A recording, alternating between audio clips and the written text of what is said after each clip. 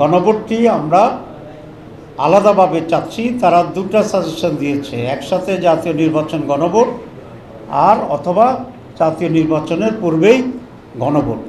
আমরা মনে করি প্রথম যেটা দিয়েছে জাতীয় নির্বাচনের পূর্বে গণভোট, এটাই সঠিক সিদ্ধান্ত, এটাই যথার্থ, এবং আলাদাভাবেই জাতীয় নির্বাচনের আগে গণভোট দিতে হবে। কারণ গণভোট হচ্ছে জুলাই সনদের উপরে, রিফর্মসের উপরে জনমত, আর জাতীয় নির্বাচন হচ্ছে দেশীয় রাষ্ট্র ক্ষমতা নির্ণয়ের একটা নির্বাচন। সুতরাং দুইটার চরিত্রই ভিন্ন।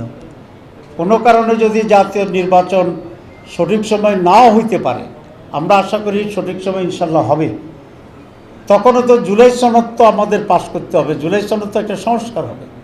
সুতরাং দুটাকে একসাথে জুড়ে দেওয়াটা, এটা আমরা কোনোভাবেই সঠিক মনে করি না, এবং এটা জুলাই সনদকে অনিশ্চয়তার দিকে নিয়ে যেতে পারে। তো সেই জন্যেই জুলাই সনদ জাতির জন্যে পরিবর্তনের একটি দলিল, অত্যন্ত গুরুত্বপূর্ণ। বিগত 55 বছরে এ ধরনের কোনো পরিবর্তনের সূচনা আগে হয়নি, সংস্কার হয়নি।